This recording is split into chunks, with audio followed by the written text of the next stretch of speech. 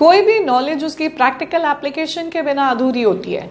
इसी तरह अगर आपने ट्रिग्नोमेट्री सीख ली है, ट्रिग्नोमेट्रिक रेशियोज निकालना सीख लिए तो उनका एप्लीकेशन आना तो बहुत ज़रूरी है। So welcome to the session of heights and distances या एप्लीकेशंस ऑफ ट्रिग्नोमेट्री जिसे कहते हैं। ट्रिग्नोमेट्री में एक उसकी एप्लीकेशन अगर आप देखेंगे तो हर फील्ड में है। कंस्ट्रक्शंस में, navigation, construction of maps, geography, astronomy, कहाँ नहीं है। इसका मतलब ये बहुत ही एक वाइड फील्ड है। तो आज हम देखेंगे कि अगर एक छोटा सा एग्जाम्पल है, आपसे कोई पूछता है कि एक बिल्डिंग या एक टावर है और आपका डिस्टेंस यहाँ से 15 मीटर्स है, आपके फुट से लेके बिल्डिंग तक का डिस्टेंस है 15 मीटर्स, तब आप ये बता सकते हैं क्या कि इस बिल्डिंग की या इस टावर की हाइट कितनी है। उसके लिए आपको सिर्फ 4 टर्म्स समझनी है। वो है angle of elevation, angle of depression, horizontal level and line of site. तो सबसे पहले स्टार्ट करते हैं हॉरिजॉन्टल लेवल से। हॉरिजॉन्टल लेवल इसे कहते हैं, ये ए से लेके बी तक, दिस इज हॉरिजॉन्टल लेवल यानी ग्राउंड लेवल, या इसके पैरेलल जो भी लाइन होगी that will be the horizontal level. अब आते हैं लाइन ऑफ साइट। तो लाइन ऑफ साइट, ये देखिए अगर ये ऑब्जर्वर है और ये टॉप ऑफ द बिल्डिंग या वो ऑब्जेक्ट है जो टॉप ऑफ द बिल्डिंग पे रखा है, तो जो यहाँ से लेके यहाँ तक हमारी विजन जाती है उस लाइन को कहते हैं line of sight. That means A C will be the line of sight. फिर आता है angle of elevation. Angle of elevation बहुत ही इंपॉर्टेंट कंसेप्ट है। एंगल ऑफ एलिवेशन वो होता है जो एक हॉरिजॉन्टल लेवल और लाइन ऑफ साइट के बीच का एंगल होता है। तो अब स्टार्ट करते हैं हम एंगल ऑफ एलिवेशन और एंगल ऑफ डिप्रेशन।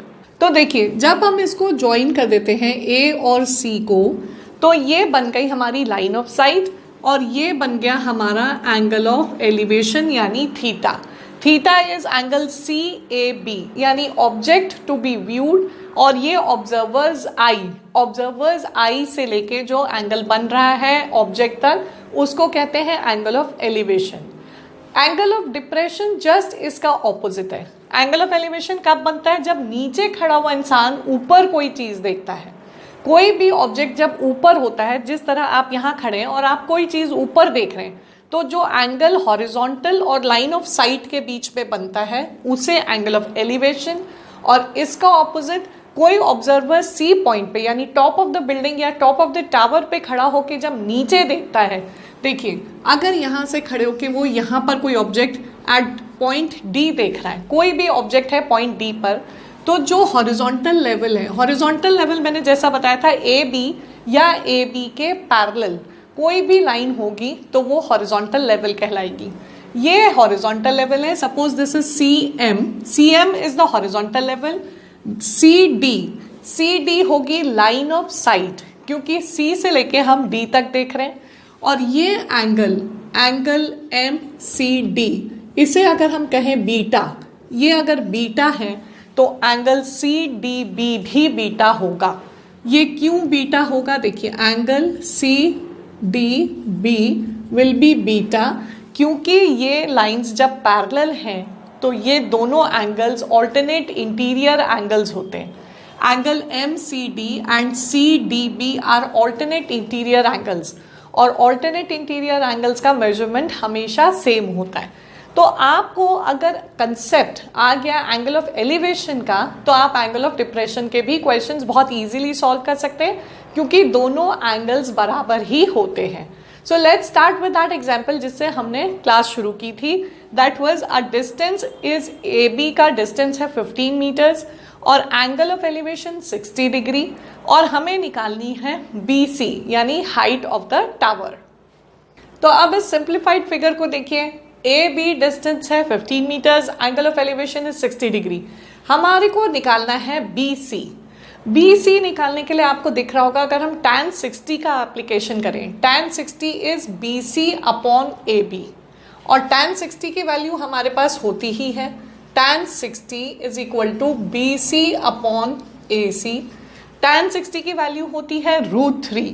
जैसे ही आपने √3 रखा और बी सी की वैल्यू निकल जाएगी, क्योंकि ए सी हमारी 15 की वैल्यू गिवन है। तो देखिए BC यहाँ से कितना आ गया 15√3 मीटर्स। यूनिट लिखना नहीं भूलना है, अगर यहाँ सेंटीमीटर्स होता तो सेंटीमीटर्स, यूनिट हमेशा ध्यान रखनी है। अब देखिए आपने एप्लीकेशन करी सिर्फ एक टी रेशियो की, दैट वाज tan 60। पूरे हाइट्स एंड डिस्टेंसेस में आपको मैक्सिमम यूज आएगा tan का, और कहीं कहीं साइन और कॉस भी। तो आपको वो टेबल ज़रूर याद रखना है। एक बारी आप टेबल को बहुत अच्छे से याद कर लीजिए, या उसको निकालने का मेथड मैंने आपको पहले वाले एपिसोड्स में सिखाया ही है। अगर मान लीजिए हमें यहाँ पर दिया होता, इसकी जगह हमारे को मान लीजिए ये दिया होता 20 और ये निकालना होता, तो भी बहुत ईजी था। हम यहाँ पर पुट करते √3 इज इक्वल टू 20/AB।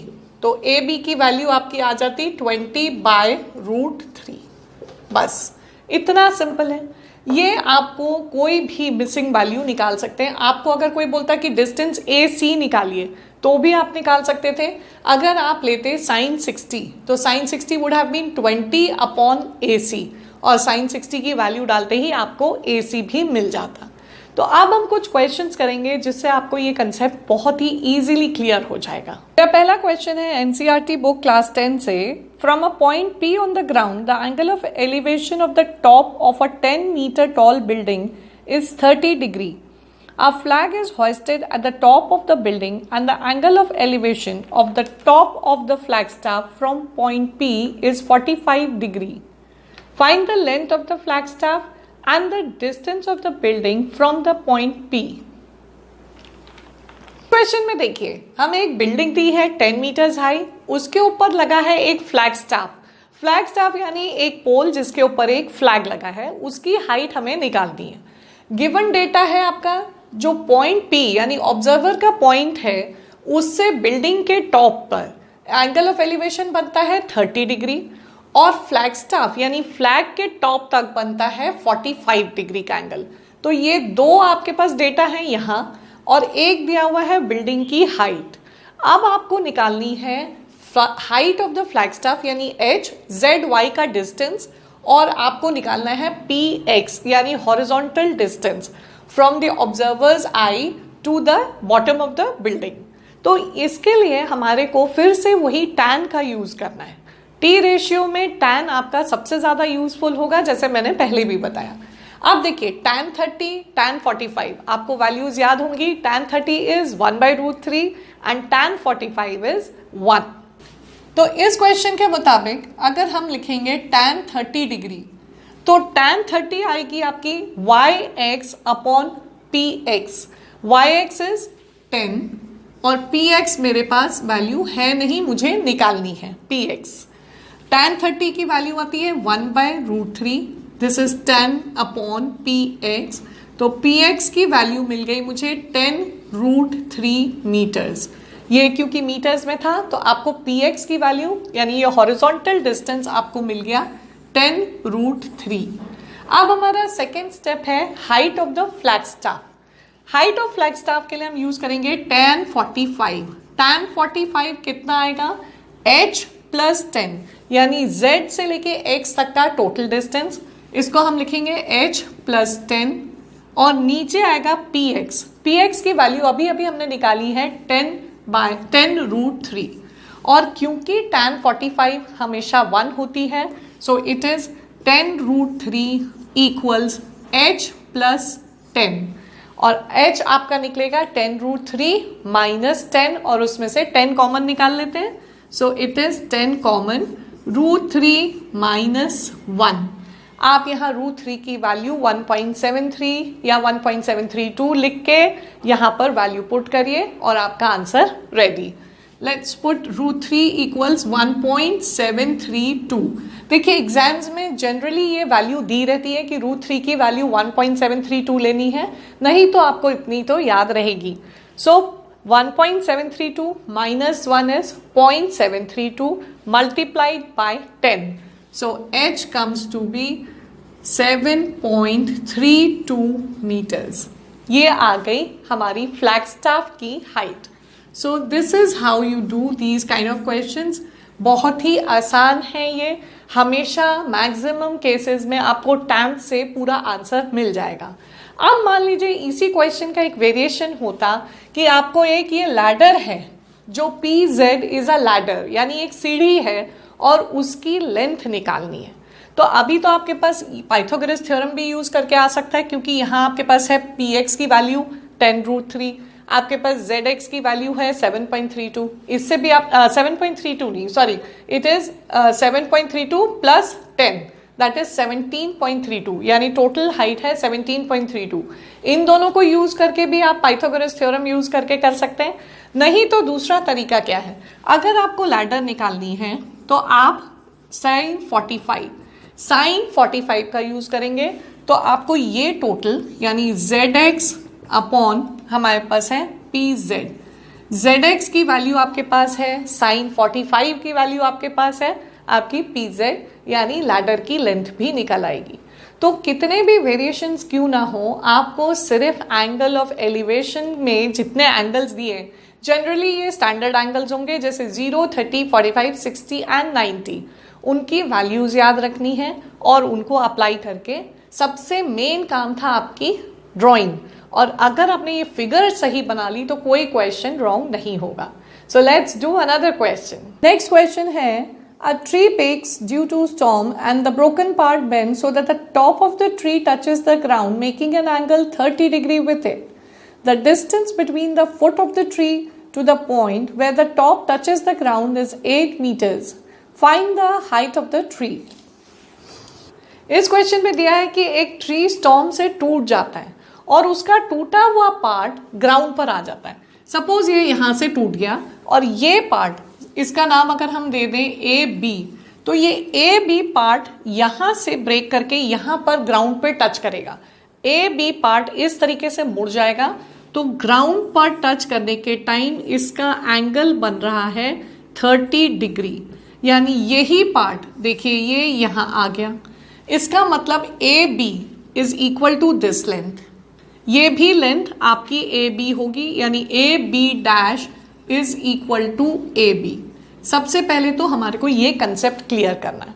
अब आपको डिस्टेंस दिया है बी सी, बी सी दिया है 8 मीटर्स, आपका ये हो गया डायग्राम तैयार। तो जैसा कि सबसे मेन स्टेप था वो था डायग्राम, आपने ये तैयार कर लिया। आपको निकालनी है height of the tree, that is B C. B C निकालने के लिए अगर हम इसको h दे दें और इसको सपोज y दे दें, तो h प्लस y हमारी हाइट है ट्री की। तो इसके लिए हमारे पास एक एंगल तो दिया हुआ है 30 डिग्री, तो अगर हम tan 30 अप्लाई करते हैं, tan 30 डिग्री, इसमें आएगा AC अपॉन BC। BC हमारे पास है 8, तो यहाँ यूज कर लिया हमने इसको 8, और tan 30 की वैल्यू अभी हमने डिस्कस करी थी, it is 1/√3। So 1/√3 equals AC by 8, so AC becomes 8 upon √3 meters। ये तो आ गई आपकी, आधा काम हो गया हमारा, H निकल गया। अब Y पार्ट निकालना है, यानी A से लेके B का पार्ट। अभी मैंने बताया AB इक्वल्स AB डैश, क्योंकि यही पार्ट बेंड होके यहाँ आया है। तो AB डैश निकालने के लिए हमें यूज करना है साइन का। साइन क्यों? क्योंकि sine is AC upon AB dash. अगर हम कॉस का यूज करना चाहें तो cos is B dash C upon AB, यानी बेस अपॉन हाइपोटेन्यूज। चलिए अभी हम कॉस का यूज करके कर लेते हैं। कॉस 30 इक्वल्स, हमारा बेस है B डैश C, यानी 8 अपॉन जो हमें निकालना है दैट इज AB डैश या Y, जिसे भी आप समझ सके Y।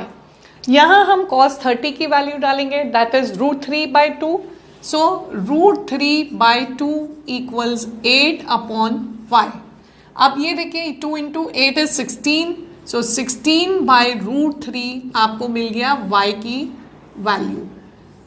Total height of the tree थी Y प्लस H, तो दोनों को ऐड करना है। अब हमारा H था AC, यानी 8/√3, सो 8/√3 plus 16/√3 will give you the total height of the tree. So total height will be 8/√3 and 16/√3 will be 24/√3। चाहे तो आप इसे रैशनलाइज करिए, रैशनलाइज करने के लिए √3 से ऊपर और नीचे दोनों मल्टीप्लाई करिए, ये आएगा 24√3 divide by 3, so it becomes 8 into √3 metres. Metre लिखना नहीं भूलना है, जैसा कि मैंने बताया यूनिट्स लिखनी नहीं भूलनी है। So the total height of the tree comes to be 8√3 metres. मेरा नेक्स्ट क्वेश्चन है, from a point on a bridge across a river the angles of depression of the banks on opposite sides of the rivers are 30 and 45 degree respectively. If the bridge is at a height of 3 meters from the bank, find the width of the river. इस question में आपको ध्यान देना है कि ये एक नदी बताई गई है, ए से लेकर बी तक एक वाइड रिवर है और ये TH एक ब्रिज है, उसके ऊपर एक ब्रिज है और ब्रिज के एक पॉइंट से यानी H पॉइंट से हमने जब नीचे देखा तो एक पॉइंट पे यहाँ पर बना 45 डिग्री एंगल ऑफ डिप्रेशन और इस पॉइंट पे बना है 30 डिग्री एंगल ऑफ डिप्रेशन।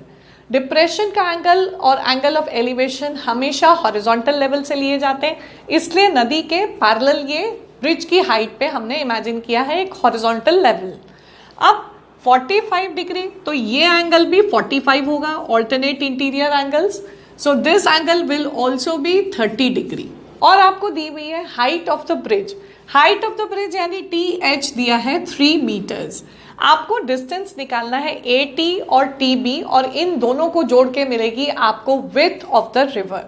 तो सबसे पहले देखिए 45, अगर हम इस डिस्टेंस को AT को X कह दें और TB को Y कह दें तो X निकालने के लिए आपको यूज करना है tan 45 will be 3 metres divide by X, क्योंकि HT divide by AT tan 45, तो tan 45 will be 3 meters divided by x, so 3 by x, and as you know tan 45 is 1, so 1 यहाँ जब डालेंगे तो 3 is equal to x, ये तो आपको मिल गई x की वैल्यू that is 3 meters, क्योंकि tan 45 हमने 1 डाला।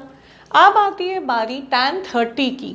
अगर इस ट्राइंगल में देखें HTB, tan 30 होगा 3/y और tan 30 की वैल्यू होती है 1/√3, so tan 30 will be 3/y, this is 1/√3 is equal to 3/y, तो y की वैल्यू आपको मिल गई 3√3 metres. Once again it is in metres.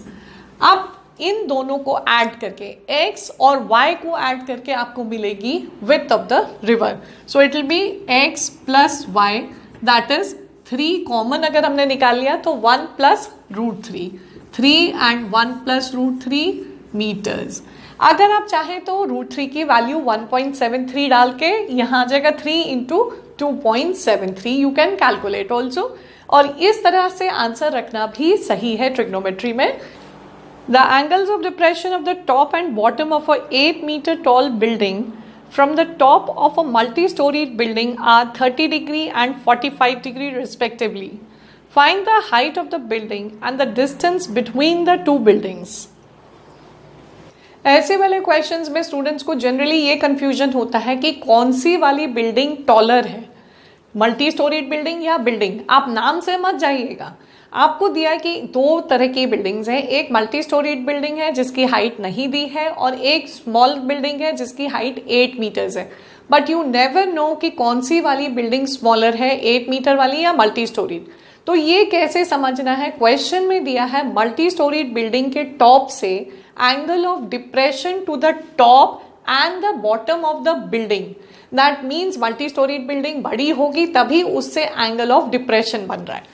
तो ये मल्टी स्टोरीड बिल्डिंग है हमारी, ये वाली AB will be the multi storeyed building, इसके टॉप से एंगल ऑफ डिप्रेशन बन रहा है, एंगल ऑफ डिप्रेशन बनेगा हॉरिजॉन्टल लेवल पे, दिस इज 30 डिग्री, ये बन रहा है यहाँ 30 डिग्री का एंगल, तो इसका मतलब है ये एंगल भी 30 डिग्री होगा, ऑल्टरनेट इंटीरियर एंगल्स।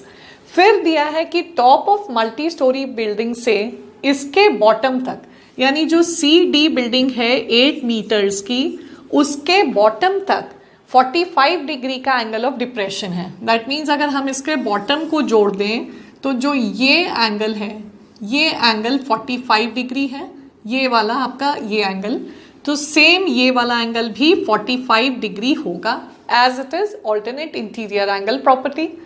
तब आपकी पूरी ये कंप्लीट हो गई ड्राइंग।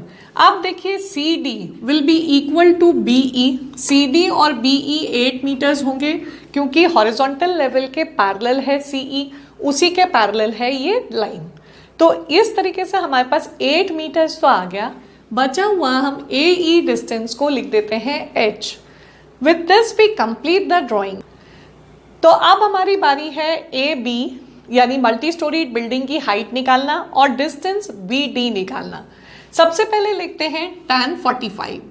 tan 45 का अगर यूज करेंगे तब आएगा AB divide by BD, AB divide by BD, और क्योंकि tan 45 1 होता है so this gives you BD equals AB।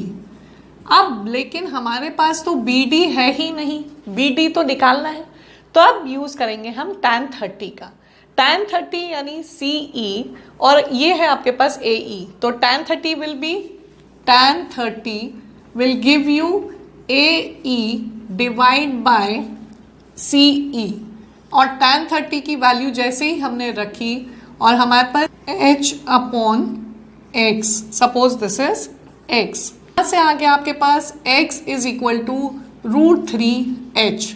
x is equal to √3h को हम अगर इक्वेशन 1 डाल दें, अब यहां देखिए BD और AB, BD हमारा था x और AB है हमारे पास full height, that means x is equal to h plus 8, और h को हम रिप्लेस करेंगे √3h, that means √3h is equal to h plus 8.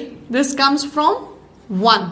That is equation 1. हमारी x की वैल्यू हमने यहाँ डाल दी, h को कॉमन ले लेंगे यहाँ पर, तो √3 minus 1 into h is equal to 8. So h comes to be 8 upon √3 minus 1. अब आप चाहे तो इसे रैशनलाइज कर सकते हैं, √3 प्लस 1 से मल्टीप्लाई कर लीजिए, इधर भी √3 प्लस 1 से, ऊपर आएगा आपका ये फाइनल आंसर आया 8 √3 प्लस 1, और ये आया √3 स्क्वायर माइनस 1 दैट इज 2, तो 2 यहाँ नीचे आ गया, ये 2 cancel, so it gives you 4 into 1 plus √3. So your final answer is 4 into 1 plus √3. ये तो मेरे को मिल गई h के बाद हमें चाहिए थी कंप्लीट हाइट, तो इसमें ऐड कर देंगे 8. So 8 plus 4 into 1 plus √3. This gives you the height of the multi-story building. अब रहा सवाल x का, तो x था √3 into 4 √3 plus 1, that is 4 √3 plus 1. चाहे तो आप ब्रैकेट को खोलिए, चाहे तो ऐसे ही रहने दीजिए. So that's all for today. Hope you like this session. Stay tuned for further videos on this topic. Stay tuned to Idea Infini.